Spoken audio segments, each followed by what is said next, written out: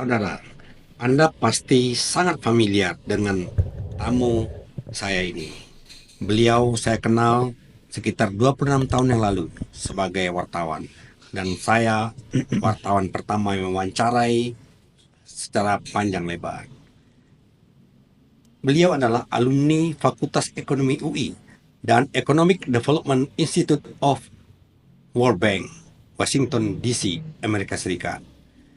Pada Juli 1998 sampai April 2005, beliau menjadi Ketua Otorita Batam.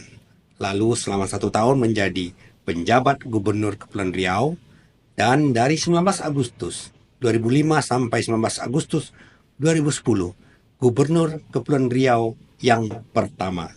Dan pada 1 Oktober 2024 sampai hari ini, beliau adalah anggota DPD RI dengan 132.563 suara. Anda pasti sudah bisa menebak. Tamu istimewa saya adalah Dr. Andes Haji Ismet Abdullah. Apa kabar, Pak Ismet? Kabar baik. Sehat ya Pak ya? Sehat, alhamdulillah. Bapak masih terus rajin turun ke daerah-daerah ya sebagai anggota DPD. Karena memang saya betah menyapa masyarakat, turun ke bawah,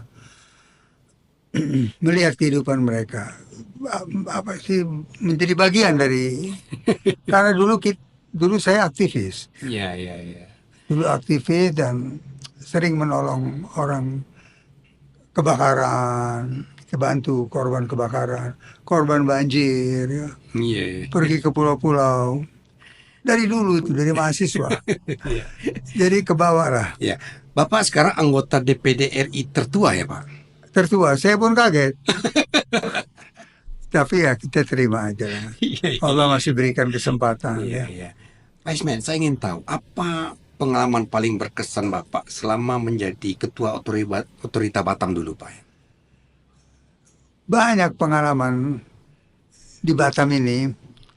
Dan saya perlu sampaikan bahwa saya itu belum pernah ke Batam.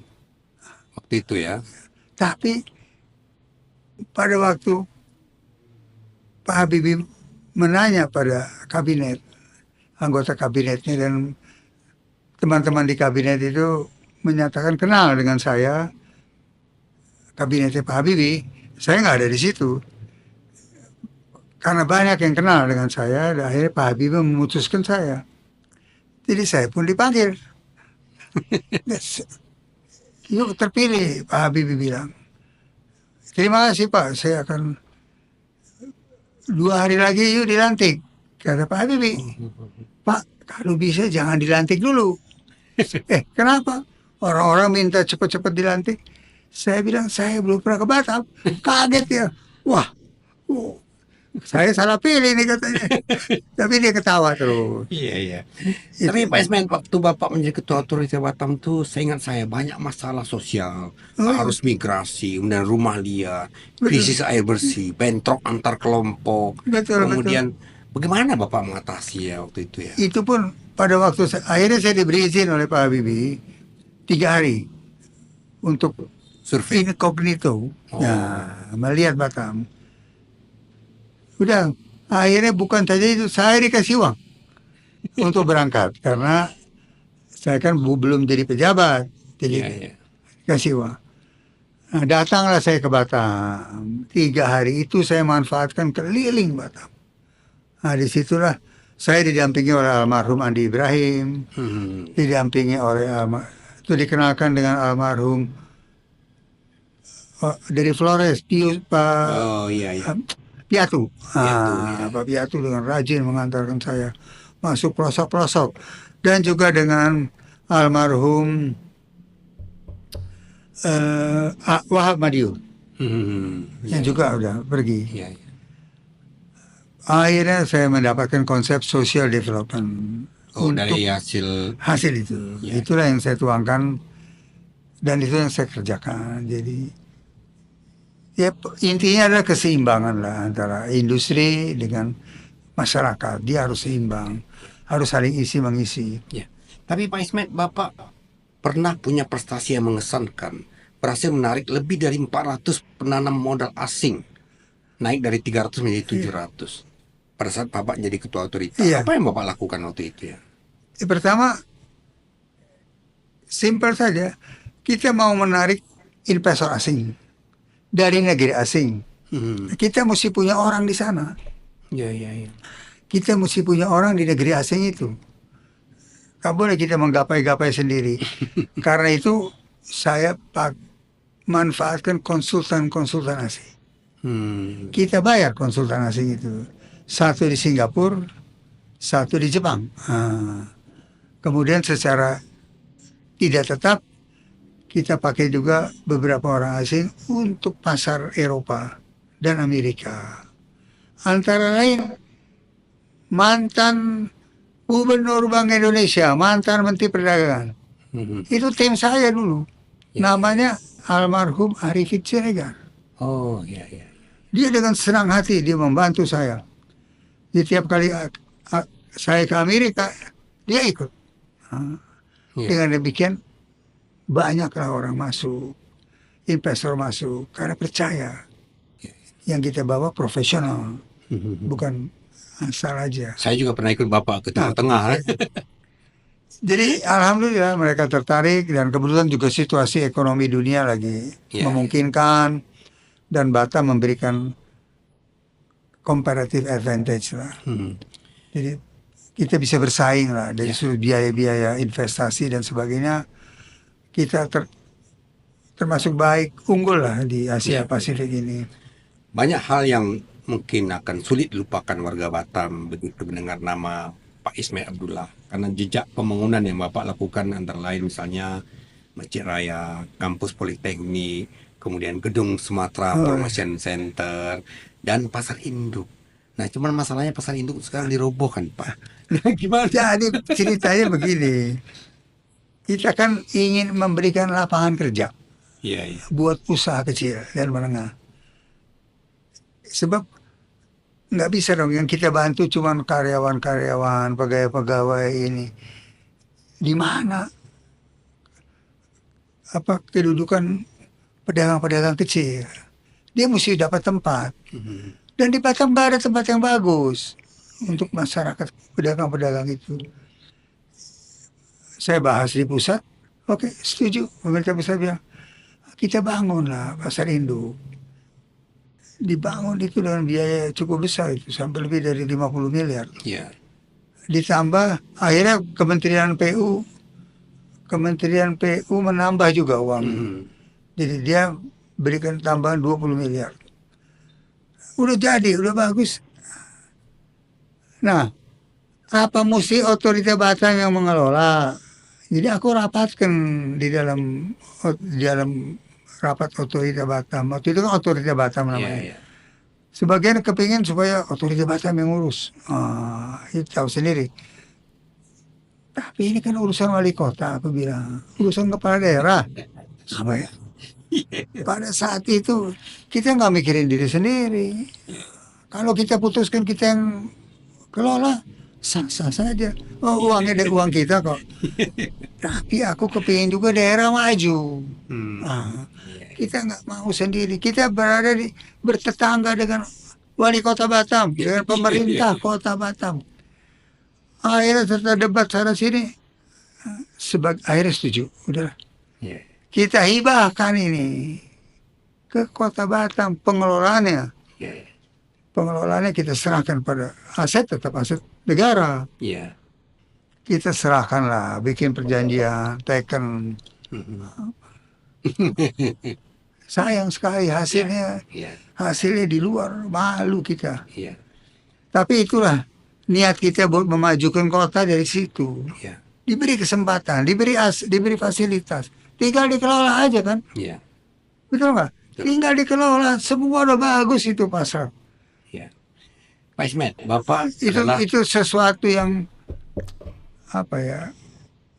Sayang ya Pak. Ya itu yang saya sesali juga ya. Tapi kalau kita kelola sendiri, nggak sehat. Kebersamaannya hilang. Kita ingin kota Batam maju. Karena itu kita yang pertama kali juga mengurangi kewenangan-kewenangan otorita, kita serahkan kepada kota Di eranya Batam. Bapak. Iya. Waktu saya masuk kemarin, saya pun terkaget-kaget. Izin membuka barbershop, membuka salon harus dari otorita Batam. Coba, semuanya konsentrasi di otorita Batam. Iya. Ah, itu kita tanpa diminta, kita serahkan ke kota. Kita serahkan ke kota supaya kotanya maju. Iya. Kemudian pada tanggal 9 Agustus 2005, Bapak dilantik menjadi Gubernur Kepulauan Riau yang pertama. Ya. Nah, padahal tidak banyak juga yang tahu Bapak Sultan Muhammad Amin Nasution Oh ya, adalah Gubernur Riau pertama dan dengan ibu kota di Tanjung Pinang. Ini berarti mertua Pak Ismet ya, itu adalah Gubernur Riau pertama yang berkedudukan di Tanjung Pinang. Ini seperti napak tilas, Pak. Bagaimana perasaan itu Bapak? pun saya nggak tahu. Itu pun saya kan waktu saya berkenalan dengan ibunya anak-anak itu, Pak Amin itu mertua saya sudah pensiun, dia. Saya ke rumahnya, apa, dia udah pensiun, sudah menikmati masa pensiunnya. Ya, saya dengar ceritanya bahwa dia almarhum pernah menjadi gubernur itu, ada bukunya ada. Tapi saya tidak pernah terbayang bahwa saya akan ke situ dan akan dilantik di gedung yang sama, Gedung daerah. tempat almarhum dilantik, Iya. di gedung yang sama. Almarhum juga di situ dilantik. Nah, itu God knows, Allah. Ya. Kita- Saya ingat Bapak dulu yang menggagas Dompak sebagai pusat pemerintah Iya. provinsi dan Riau, dan saya pernah melihat grand desainnya. Menurut Bapak, apakah sesuai dengan mimpi Bapak waktu itu dengan sekarang yang terjadi 20 tahun yang lalu gitu? Ya, belum apa ya, yang kita idam-idamkan, yang kita rencanakan itu ibu kota di situ, Semacam kota satelit begitu. ibu kota lah. Kita ambil konsep dari luar negeri juga, antara lain dari Pentagon, bukan dari Pentagon, dari Capitol Kapitalnya di Washington, Washington DC ya. di ujung parlemen, di ujung sininya eksekutif, kantor presiden di sini kantor DPR-nya.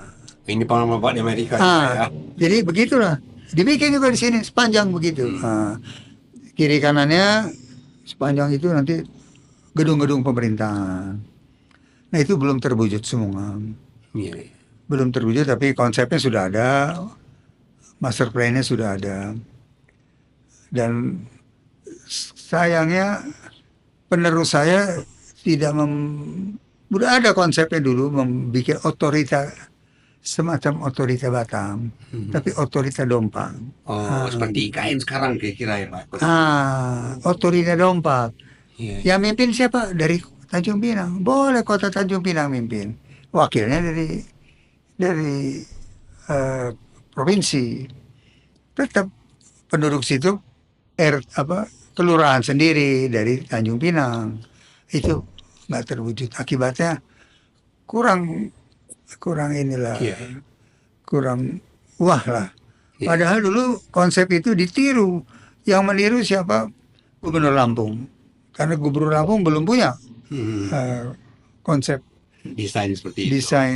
Dan jembatan itu sebenarnya double track Bapak rancang. Nah, juga dari Gubernur Jawa Timur datang ke sana studi banding, tapi nggak nyambung lah.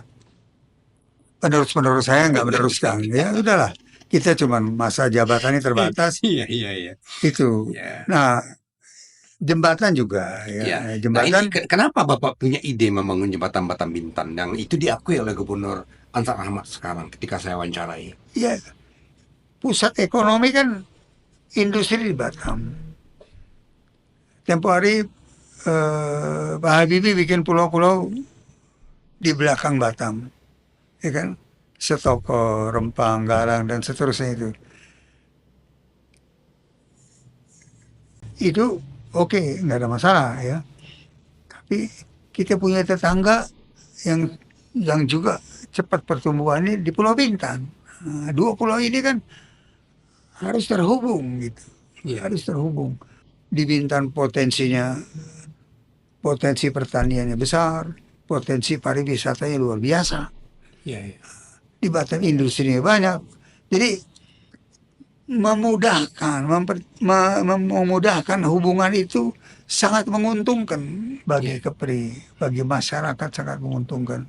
Dia tak payah-payah lagi. iya, Orang bisa mendarat di Batam langsung pergi dalam tempo 1 jam sampai di Lagoy main golf. Atau setiap hari pengusaha Batam bisa ke Bintan, dia bisa bercocok tanam di situ. iya, Dia bisa nanam ini, nanam apa, maju industrinya. Orang baik Bintan juga setiap saat bisa ke Batam berdagang. iya. Tapi Jadi kayaknya itu memajukan pengganti kita. Bapak sebagai gubernur Kepri hanya kelihatannya banyak hanya Pak Ansar ya agak serius gitu. Tapi juga belum dibangun Pak. Tapi sudah ada readiness kriteria, sudah ada Ya, ini planning. ya itulah. Ya Allah juga memberikan. Tapi paling tidak kita sudah sampaikan di dia. Malah saya sampaikan sama Pak Ansar, tak usah pakai dana pemerintah. Nah, di sinilah Pak Ansar rupanya mengharapkan fokus ke dana pemerintah. Mhm. Itu pasti susah, Iya. pasti lama. Kalau pakai dana pemerintah, pakai dana luar negeri aja. Jangka panjang, pinjaman jangka panjang, Iya, iya. dan dibayar dengan uang tol. Oh, Dan masyarakat mampu bayar tol dibandingkan dia naik kapal. Naik kapal itu dari Bungkur, dari Batam ke Tanjung Pinang itu almost 2 jam, 1,5 jam, kadang-kadang lama nunggu Iya, iya. 1,5 jam. Kalau di situ cuma beberapa menit saja Iya. udah sampai. Pak Ismail, saya perlu tanya ini. Dulu sudah jadi rahasia umum ada dualisme antara Otorita Batam dan Pemko Batam. Dan itu diakui oleh pemerintah sehingga pemerintah mengeluarkan peraturan pemerintah nomor 62 tahun 2019 sehingga wali kota itu ex officio kepala BP Batam. Apa menurut pendapat Bapak? Jadi riwayatnya begini, riwayatnya penerus-penerus saya di Otorita Batam, saya nggak usah sebut nama, ada yang overacting. Itu sebabnya. Bayangkan saja. Dan ini kesalahan pusat. Karena mereka itu ditunjuk oleh pusat. Dalam konsep undang-undang, peraturan pemerintah kalau nggak salah ya, mengenai Otorita Batam, itu Dewan Kawasan itu gubernur. Dewan Kawasan gubernur. Iya. Bukan pusat. Nah, tapi nggak tahu pada waktu penerus saya itu tiba-tiba Menko Perekonomian di pusat sebelum Erlangga merubah itu, diambil Dewan Kawasan itu oleh pusat, sehingga dia bisa angkat semua pimpinan-pimpinan otorita orang-orang pusat. Nah inilah menjadi masalah besar. Orang-orang pusat yang ditunjuk di sini Nggak paham tentang tidak paham tentang Batam dan perilakunya tidak menghargai warga Batam di sini. Dia nggak mau dekat dengan wali kota, nggak mau dekat dengan DPRD. Itu persoalannya. Dia anggap pengusaha-pengusaha Batam maling-maling semua. Itu yang menimbulkan gejolak di Batam. Perilaku pimpinan-pimpinan otorita pada waktu itu. Akibatnya 2 hari sekali demo, tempo hari. Demo. Nah, waktu itu Pak Rudi menjadi wali kota. Iya. Pak Rudi menjadi wali kota. Ya wajar dong, siapa saja menjadi wali kota, ya terpukul. Apa ini? Kok tiba-tiba di sini menganggap orang daerah, orang apa, kelas 2. Iya, iya. Ada sikap begitu, dianggap kelas 2. Dipanggil ke DPRD nggak mau datang. Apa urusannya? Datang dong dipanggil DPRD. DPRD kan mewakili rakyat. Waktu itu DPD belum ada. Iya. Ah, Itulah yang membuat warga Batam sakit hati sehingga demo termasuk Pak Rudi pemimpin demo. Iya. Ah, karena banyak demo begini ditarik lah, nggak kurang lebih setahun cuman masa jabatan pada itu, setahun ditarik, tapi sudah terlanjur tercoreng. Iya, iya. Nama otorita Batam tercoreng karena perilaku pengurus-pengurus yang dulu. Iya. Bayangkan. Iya. Baik, Matt. Itu jadi akibatnya orang pimpinan-pimpinan di pusat pikir wah mesti digabung nih. Ya udah Iya, iya. digabung. Tapi menurut Bapak lebih baik sekarang digabung seperti ini atau terpisah? Ada juga yang tidak setuju dengan ex officio ini. Saya kira setelah dah ya udahlah udah terjadi digabung lebih baik. Supaya bisa koordinasinya lebih Iya. gampang. Tidak Tapi harus dibantu dengan tim ahli yang kuat. Hmm. Harus ada tim ahli yang kuat lah ya. Iya, iya, iya. Karena wilayahnya sama, objeknya sama ya. Bagus lah saya kira. Saya kira setuju. Iya, iya. Pak Ismet, ini saya ingin menanyakan hal-hal yang Bapak alami pada saat setelah Bapak jadi gubernur. Kan ada sekitar 14 tahun, Pak. Apa saja kegiatan Bapak ya selama sebelum jadi terpilih menjadi? Ya setelah saya pensiun 2010. Iya. Nah, setelah itu ada masalah, ya.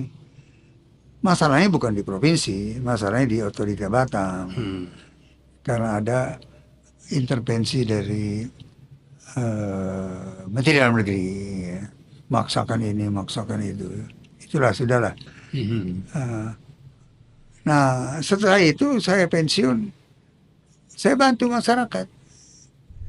Saya bikin konsultan pribadi, bantu usaha kecil. Saya carikan dana supaya usaha kecil bisa jualan ke Singapura. Saya carikan dana supaya usaha kecil jualan ke Singapura. Iya.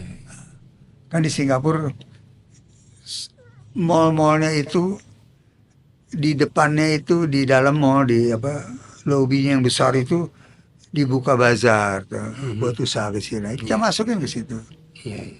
Sumber daya dari mana? Kita ambil dari Bank Indonesia, dari bank-bank, dari mana? Kenalan-kenalan kita lah. Iya. Pak Ismet, Bapak dulu terkenal di kalangan pengusaha, di kalangan banyak orang. Bapak senang membantu itu, bagi-bagi tanah. Tapi ngomong-ngomong, Bapak punya tanah nggak di Batam ya, Pak?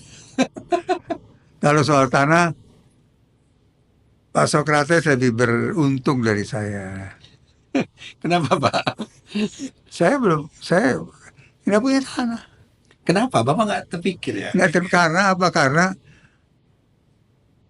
ada rumah dinas, itu aja nggak pikirin. Jadi ke provinsi ada rumah, ke sini ada rumah, di BP ada rumah, di otorita Batam.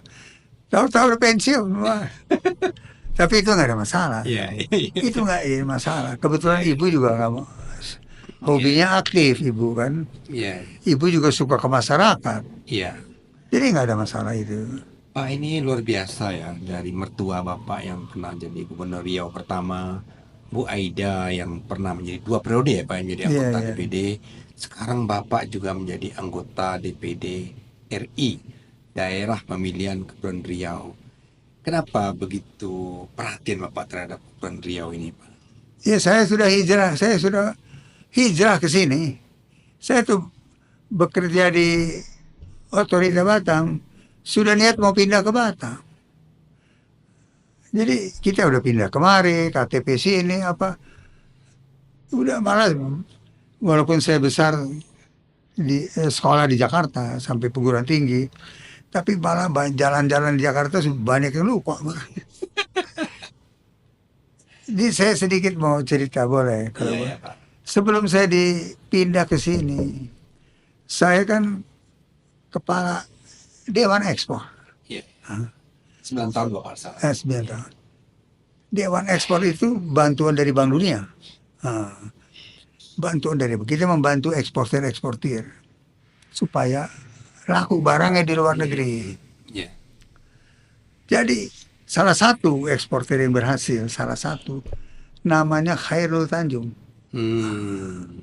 Nah, beliau tulis dalam bukunya itu, kita bantu dia. Waktu itu belum punya bank, Iya, iya. Dia bikin macam-macam lah, alat-alat kerajinan ya. Sampai akhirnya kita datangkan tenaga ahli, sampai akhirnya ekspornya maju meningkat. Sampai akhirnya dia bisa bayar utangnya ke Bank Eksim, waktu itu masih Bank Iya, Eksim. iya. Nah, dia datang ke saya, begini. Eh, kita bantulah sampai dia punya bank. Nah, waktu itu oleh Bank Dunia, ini kan pakai dana Bank Dunia, oleh Bank Dunia dianggap sukses. Dewan Ekspert itu dianggap sukses, sehingga saya ditawarin pekerjaan di luar negeri, Oh. di negara Afrika. Tapi gajinya besar. Iya, iya. Sebagai penasehat di situ, membangun Dewan Ekspor yang sama di situ. Iya, iya. Udah tinggal berangkat aja, sudah taker, sudah apa. Iya. Tahu-tahu dapat tawaran dari ke Batam. Ya, ibu tentu pilih ke Batam, akhirnya pilih ke Batam. Nah, bagaimana perasaan Bapak ketika terpilih menjadi anggota atau senator dari Kepulauan Riau ini?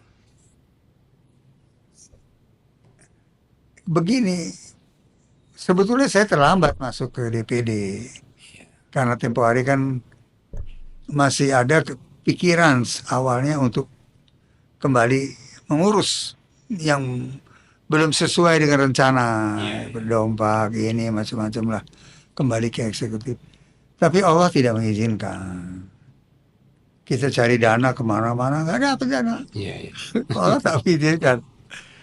Akhirnya saya bantu Istianto. Iya, iya. Saya bantu Istianto. Kita bantu Istianto. Tapi kita nggak bisa diam aja tuh. Alhamdulillah Istianto menang di Batam. Kita bersyukur lah. Tapi terlambat masuknya. Nah, kemudian saya bantu juga pengusaha kecil tadi itu, Iya, iya. konsultan untuk usaha kecil kita bantu. Jadi nggak pernah nganggur, kita bantu sana bantu sini lah. Bantu Wacopek, Wacopek itu daerah pertanian di mana Bintan ya, Pak? di Bintan. Iya, Nah, kita bantu perkenalkan mereka dengan Singapura, dengan perusahaan yang mengimpor hasil-hasil tanaman, hasil-hasil sayuran ya, kerjasama sehingga Wacopek pendapatan petaninya meningkat. Ya. Kemudian ngomong-ngomong, setelah Bapak jadi anggota DPD ini, apa yang paling sering, yang paling krusial yang sampaikan aspirasi masyarakat yang Bapak himpun ya dari pertemuan-pertemuan Bapak dengan masyarakat Kepulauan Riau? DPD itu kan didirikan untuk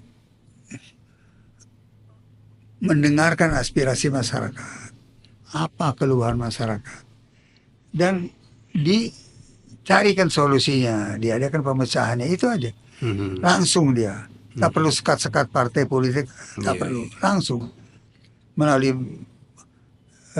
periode reses, langsung ke daerah. Tanya kesulitannya apa. Kalau itu masalahnya bisa diatasi dengan kota Batam, kita selesaikan di kota, atau dengan kabupaten, kita selesaikan. Kalau nggak bisa dengan provinsi.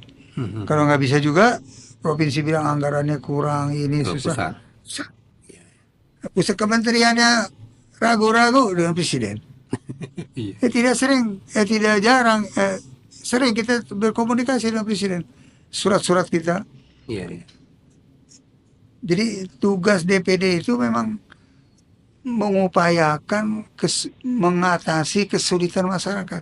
Contoh, waktu kita reses kemarin, salah satu keluhan masyarakat, salah satu sampah. Oh, itu Batam ya, Pak? Batam, Karimun, Lingga, sampah melulu, di mana-mana sampah. Oh, kita laporkan itu. Saya tanya dengan Bupati Karimun, Bupati Lingga, dengan wali kota di Batam, nggak bisa. Tak ada solusi, dibiarkan begitu, ditunda. Padahal ada satu kota di Jawa Tengah, kalau nggak salah Banyumas, kotanya kecil tapi sampahnya bersih, karena mereka punya industri pengolah sampah. Kok bisa di situ? Nah itu satu. Kemudian masyarakat mengeluh soal Air bersih juga. air bersih juga ya. Air bersih kita teruskan ke BP Batam, kita berikan teguran keras. Tapi masalah itu sekolah, Oh, penerimaan murid baru, oh iya iya. ah, itu hampir semua. Itu kita teruskan ke pusat, Kementerian Pendidikannya. Akhirnya kan sekarang ditinjau kembali, sistem zonasi ditinjau lagi. Jadi harus cepat penanganan itu, nggak bisa masyarakat dibiarkan bertahun-tahun. Iya iya. Intinya itulah, intinya menyelesaikan. Itu Pak yang Bapak serap aspirasi. Itu yang kita selesaikan itu aja. Kita carikan solusinya di pusat. Pak Ismet, ngomong-ngomong, mana yang enak Pak? Bapak jadi Ketua Otorita Batam, jadi Gubernur Kepri, atau jadi Senator Kepri? Kalau lebih enak eksekutif. Eksekutif bisa cepat.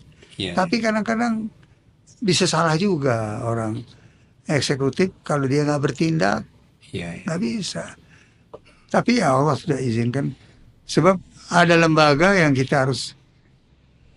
Ya di DPD juga kalau kita tidak aktif ya nggak ada progres juga. Iya, iya. Tergantung manusianya. Dia Pak Ismet, apa yang ingin Bapak sampaikan kepada politisi-politisi muda, kemudian para gubernur, kemudian wali kota, bupati di Kepulauan Riau? Bapak sudah dengan seusia seperti ini, hampir 79 tahun ya Pak ya? hampir. Bapak masih aktif ke daerah menyerap aspirasi. Apa yang ingin Bapak sampaikan? Pokoknya cuma satu. Jangan bosan ketemu rakyat. Dan selesaikan persoalan rakyat. Apa mau mereka tuh yang namanya pimpinan seperti masyarakat di bawah itu yang susah. Yang nggak bisa sekolah anaknya, yang susah makan, kerja susah. Itu aja lah. Selesaikan masalah mereka. Berikan lapangan kerja.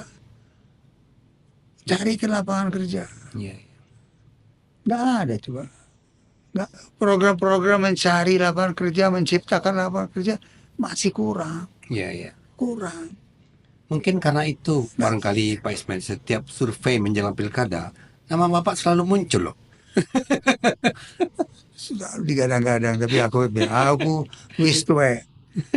Tapi kita bantu ya. Iya, iya, iya. Ada terpikir juga saya mau membuat semacam yang seperti Pak Socrates lakukan, yaitu semacam institut lah, pendidikan, Iya, pendidikan politik lah. Iya, iya betul. Nah, untuk kader-kader kita, calon-calon kita yang masuk ke DPRD Nah, itu menarik Pak. atau yang di Bapak bisa sharing pengalaman.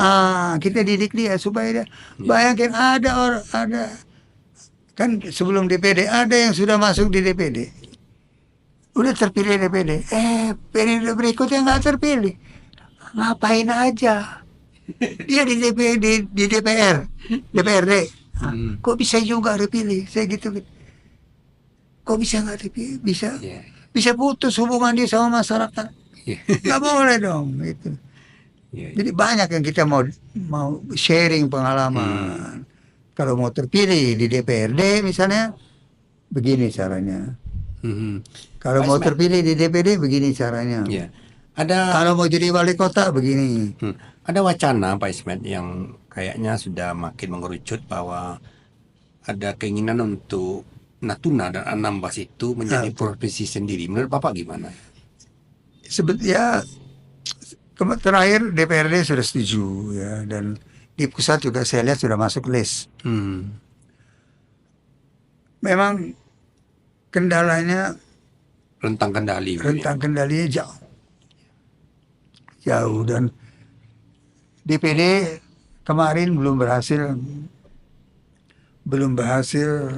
yang periode yang dulu belum berhasil menggolkan undang-undang kepulauan. Padahal SBY dulu udah janji. Iya, iya. SBY setuju untuk membantu provinsi-provinsi kepulauan dengan dana khusus. Dibantu satu kali, tapi beliau bilang harus dengan undang-undang. Nah, teman-teman yang terdahulu di DPD belum berhasil. Ini sekarang kita sedang kejar juga. Tapi sementara itu rupanya beban provinsi makin berat, Iya. makin berat. Tak terjangkau lah ke sana. Jaraknya jauh ya, 36 jam dengan kapal. Mungkin dengan berdiri sendiri Akan lebih baik. lebih baik karena pendapatannya cukup. Jadi pendapatannya itu cukup membiayai pembangunan di Natuna dan Anambas. Bisa-bisa itu menjadi provinsi kaya, Iya, iya. menjadi provinsi kaya itu. Nantinya ya bisa-bisa nanti di Natuna Anambas sekolah gratis. Itu karena minyak di situ. Iya, iya. Dan ini berat bagi Kepri. Kepri kehilangan pendapatan. Itu menjadi masalah. Jadi itu juga harus dipikirkan dari mana penggantinya. So kita nggak dapat bagi hasil lagi karena itu sudah provinsi lain. Iya. Nah ini masalah bagi Kepri harus dipikirkan masak-masak. Berarti kan pendapatan kita dari mana itu dari pajak kendaraan bermotor, pajak-pajak lain ya. Iya. Jadi makin berat bagi Kepri. Karena itu bagi pemerintah Kepri harus cari pendapatan lain. Salah satu misalnya tabuh lambat, Labu jangka. tabuh jangkar, Iya, itu hak provinsi. Iya, iya. Saya udah beritahu Pak Ansar, mesti direbut itu Iya, iya. hak itu. Coba itu dia berlabuh di depan di laut kita, Bro. Iya. Mesti diambil pendapatannya, jangan pusat yang ngambil. Sekarang pusat yang ngambil. Iya, iya. Itu nggak benar, harus kita ambil. Pak Ismail, sebagai politisi senior, apa pesan yang ingin Bapak sampaikan kepada Pak Gubernur yang juga baru dilantik ya Pak, kemudian Wali Kota Batam, Bupati, seluruh ketua di Provinsi Kepulauan Riau ini, Bupati Karimun, Bupati Anambas, Bupati Natuna, Bupati Lingga, dan sekarang dengan Pak Amsakar juga Wali Kota Batam dan ex officio Kepala BP Batam. Iya, Apa yang ingin Bapak sampaikan pesan sebagai politisi senior? Pertama, jangan pernah melupakan rakyat. Makmurkan rakyat. Itu aja. Makmurkan rakyat. Cari peluang untuk memakmurkan. Banyak cara. Bikin program yang punya usaha kecil kirim ke Singapura kayak berdagang di sana seminggu balik gitu kan. Jadi betul-betul jadi pelayan masyarakat. Pelayan masyarakat. Pasar-pasar diperbaiki.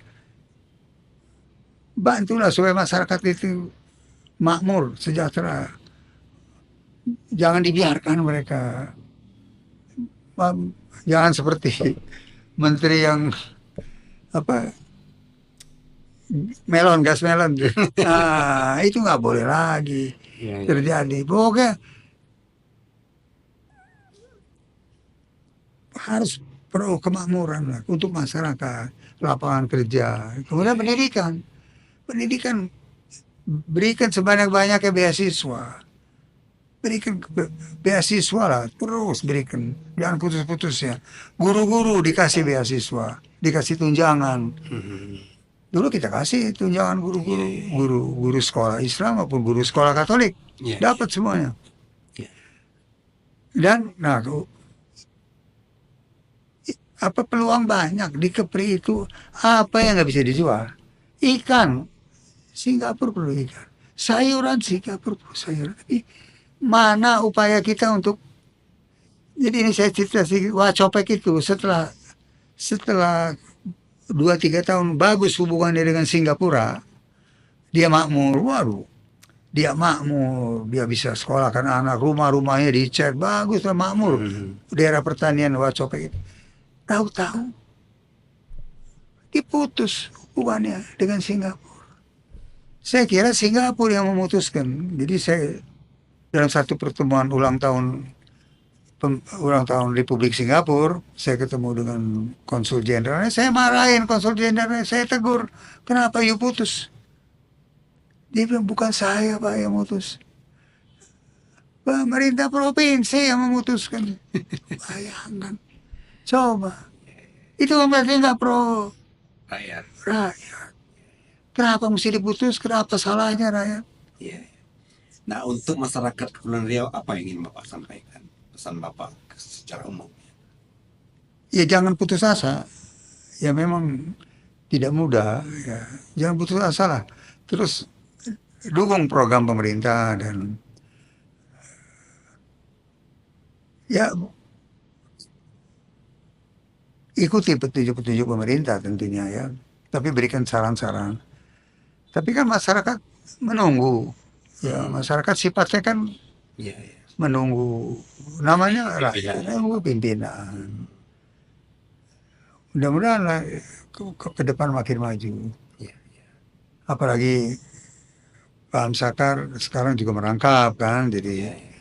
dan dia bisa belajar dari kekurangan-kekurangan pendahulunya ya. Iya, iya. Dan meneruskan apa-apa yang baik kan selalu begitu. Mudah-mudahan kalau saya optimis ya, Iya. optimis lah, mudah-mudahan. Sebab potensinya besar di sini tuh, luar biasa. Kita masih belum punya itu pabrik pengolahan ikan. Nah itu kalau bisa dibikin. Iya.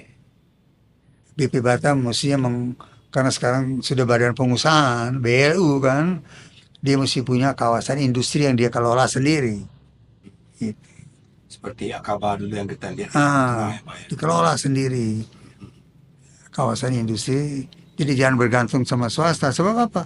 Sebab supaya biaya per unit barang yang dihasilkan tetap bisa ditekan. Iya. Pak Ismet, dulu saya yang pertama mungkin secara panjang lebar wawancara Bapak ya ketika saya masih aktif sebagai koordinator liputan waktu itu.